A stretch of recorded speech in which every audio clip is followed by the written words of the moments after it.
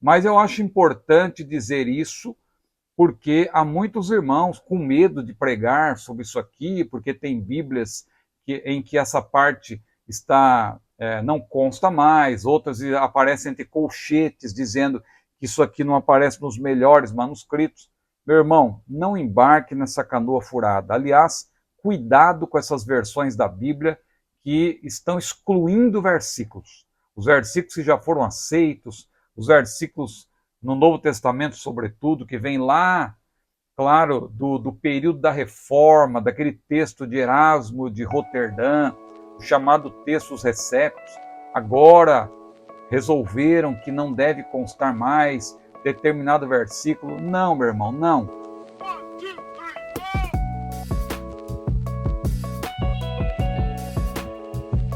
Você sabe que em crítica textual, estes versículos fazem parte do chamado final longo de Marcos, porque para muitos, Marcos termina no versículo 8 do capítulo 16 e os versículos 9 a 20 teriam sido uma interpolação ou uma adição posterior. Infelizmente, quem estuda hoje, quem faz um curso teológico, vai ouvir esse tipo de coisa e muitos acabam saindo convencidos do curso teológico de que esta parte da Bíblia, esses versículos 9 a 20 de Marcos 16, não estão nos originais. Eu vou aqui dizer justamente o contrário, porque muitos críticos têm dito que, muitos críticos textuais têm dito que esses versículos, repito, conhecidos como o final longo de Marcos, não constam dos melhores manuscritos gregos, só que quando nós vamos verificar quais são esses manuscritos, nós vamos perceber que são apenas 2. Você sabe que isso, dentro da grande gama de manuscritos, representa aí menos de 1%, porque são apenas 2, e esses manuscritos não são os melhores, são mais antigos, é bom que se diga, são mais difíceis e também são mais curtos.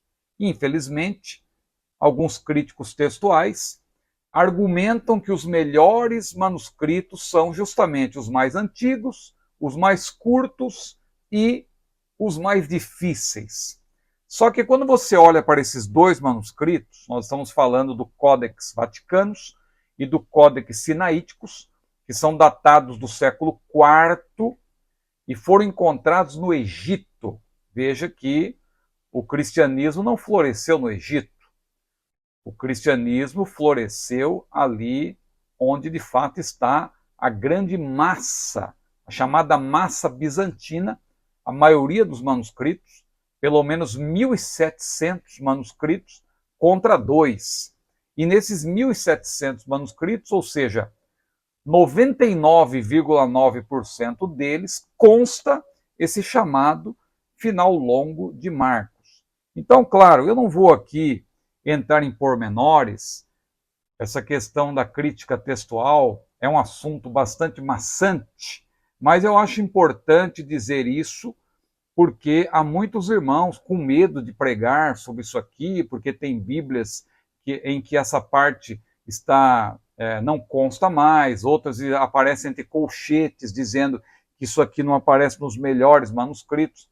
Meu irmão, não embarque nessa canoa furada. Aliás, cuidado com essas versões da Bíblia que estão excluindo versículos. Os versículos que já foram aceitos, os versículos no Novo Testamento, sobretudo, que vem lá, claro, do período da Reforma, daquele texto de Erasmo de Roterdã, o chamado Textos Receptos.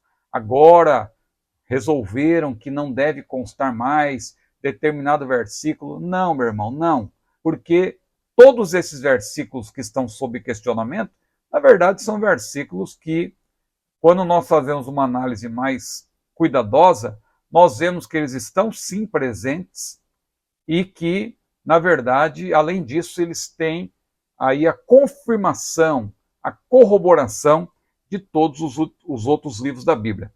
Então, só para eu ser aqui mais sintético, eu vou até ler aqui algo que eu escrevi, que vai aparecer para você aí na tela. Veja, no caso do Codex Vaticanus e o Codex Sinaíticos, também conhecido como Codex Aleph, ambos encontrados no Egito, estão cheios de incongruências. Aliás, tem milhares de contradições entre si, ou seja, um manuscrito não concorda com o outro. Certamente não foram recopiados porque são manuscritos péssimos. O primeiro está em branco, na parte que caberia exatamente os versículos 9 a 20 de Marcos 16, e o segundo tem uma falsificação. Se você quiser saber mais sobre isso, procure saber sobre a obra de Wilbur Pickering. Wilbur Pickering é um grande manuscritólogo do Novo Testamento, um erudito que ainda está vivo, e ele tem uma obra maravilhosa em inglês e também em português, e ele é conservador e ele preza, na verdade, o texto majoritário.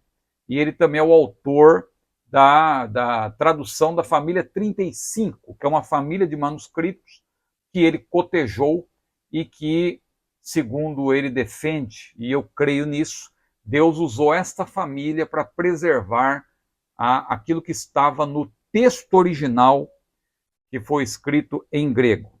O texto majoritário, quando nós falamos, claro, é a maioria dos manuscritos bizantinos, isto é, 99,9%, ou cerca de 1.700, todos encontrados na região onde o cristianismo floresceu, que apresenta, sem dúvida, o chamado final longo de Marcos, conteúdo que é confirmado, repito, e consubstanciado por todo o Novo Testamento. Então, mais uma vez, fica aqui o meu alerta. Cuidado com essas versões da Bíblia que estão excluindo versículos e até passagens inteiras, como, por exemplo, a perícope da mulher adúltera, lá, João capítulo 7, versículo 53 até o capítulo 8, versículo 11, mais ou menos. Marcos 16, 14 a 20, que eu fiz questão de dizer que ela é bíblica, ela está no texto bíblico original, mas, irmão Ciro, como que o irmão sabe? O texto original não existe.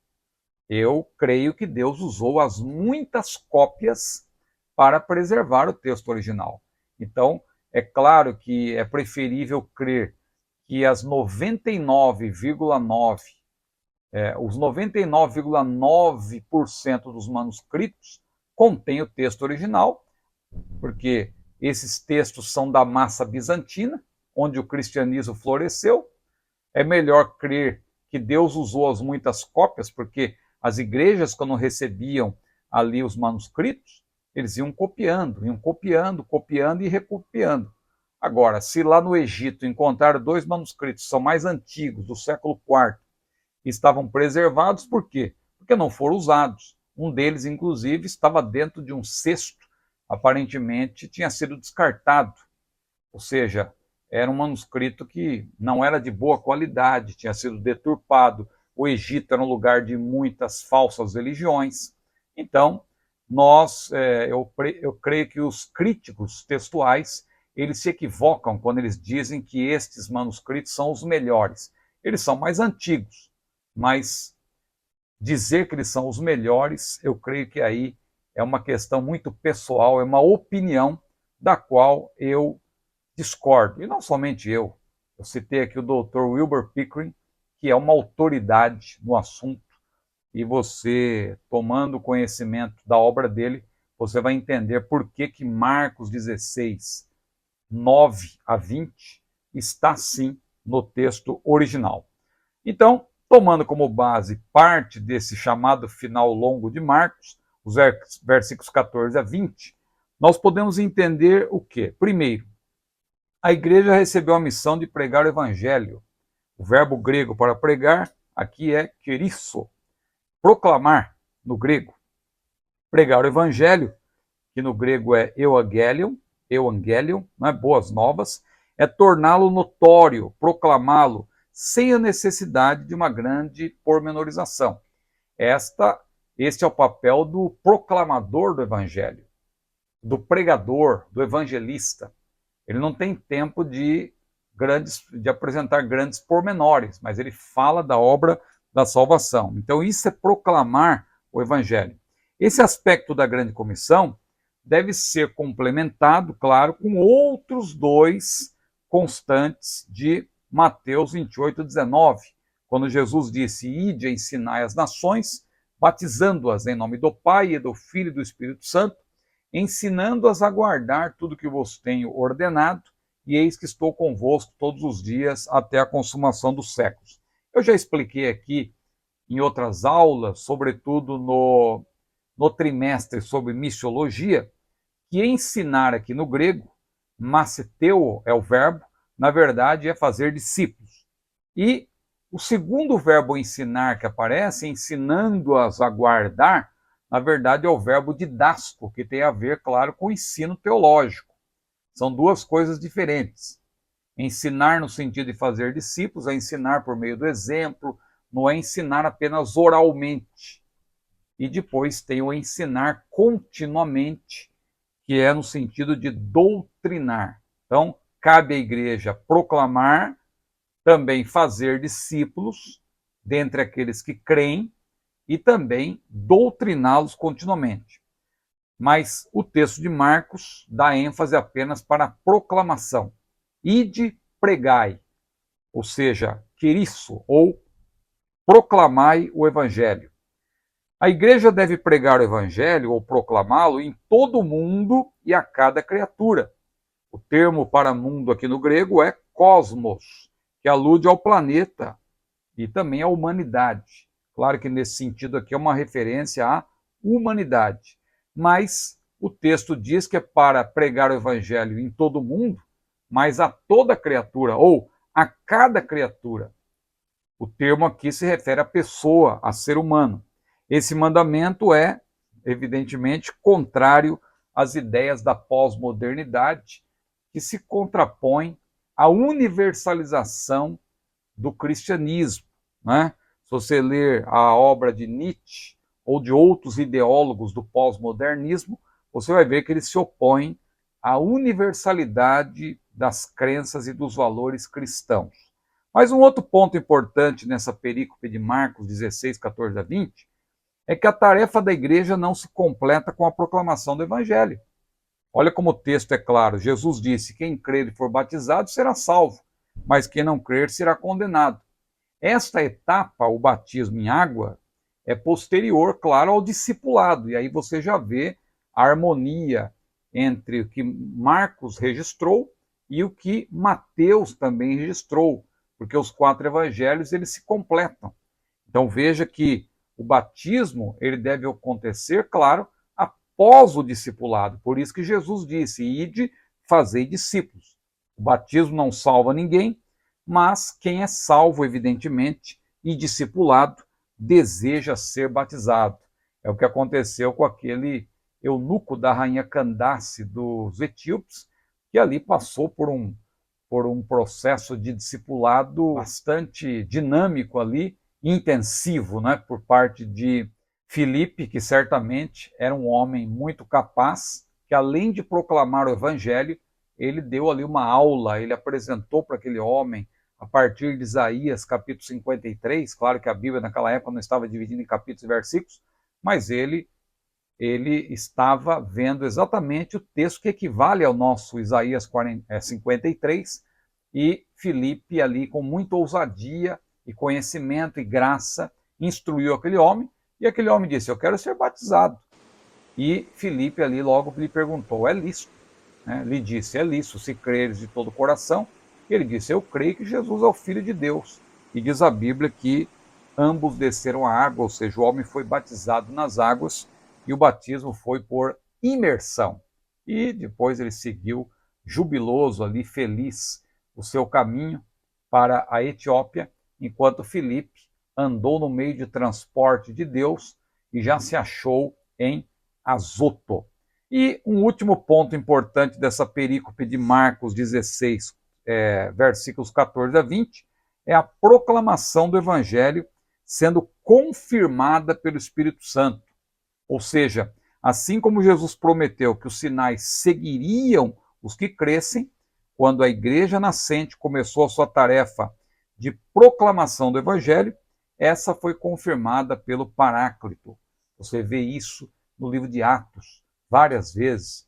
Lembre-se, por exemplo, do capítulo 4, quando a igreja estava sendo perseguida, e eles oraram a Deus, e a oração foi a seguinte: Senhor, ouve-nos enquanto estendes a mão para curar e fazer sinais, prodígios, maravilhas. E dali a pouco diz a Bíblia que moveu-se o lugar em que estavam reunidos e todos foram cheios do Espírito Santo e anunciavam com ousadia a palavra de Deus. O Espírito Santo confirma a pregação, a proclamação do Evangelho, e isso está claro lá em Marcos capítulo 16, versículos 14 a 20, porque o Senhor Jesus mesmo disse: esses sinais seguirão aos que crerem, em meu nome expulsarão os demônios, falarão novas línguas, pegarão nas serpentes, e se beberem alguma coisa mortífera não lhes fará dano algum, e porão as mãos sobre os enfermos, os curarão.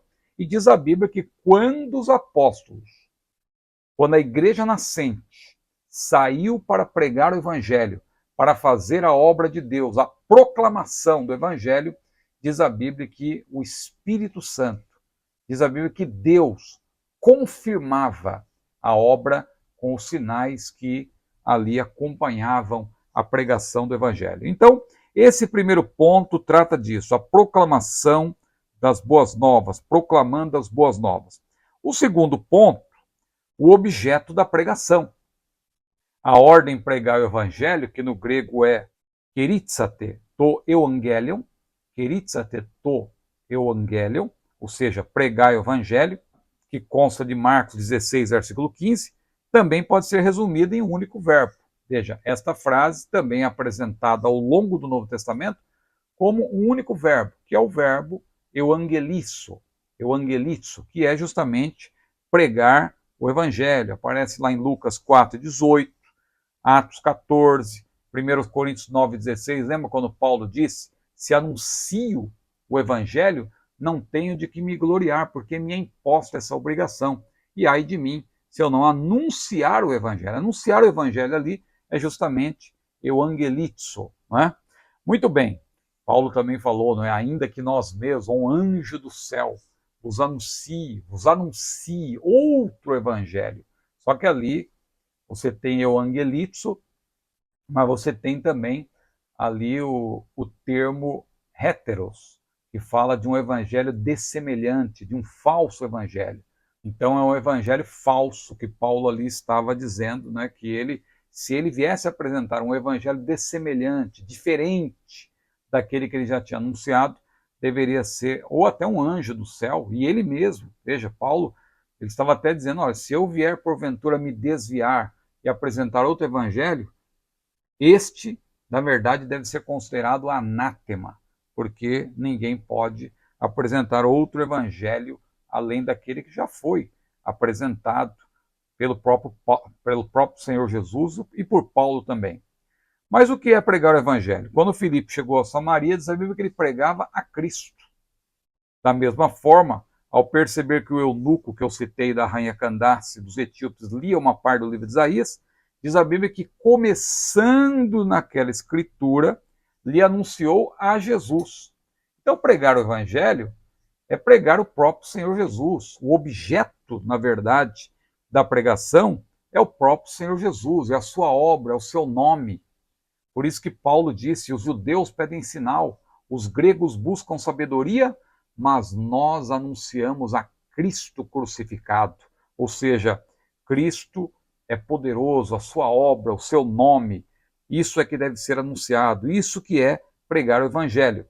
Então nós vemos aqui que isso nos ensina que o objeto da proclamação das boas novas de salvação, por meio da pessoa bendita de Jesus, é que deve ser evidenciada, mas sempre conforme as Escrituras, assim como fez Filipe ao evangelizar aquele eunuco.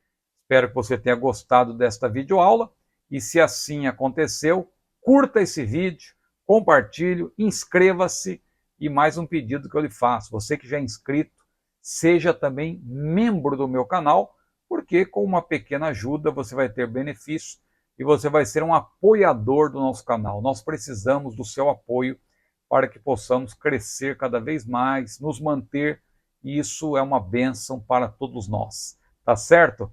Que Deus abençoe a sua vida. A paz do Senhor.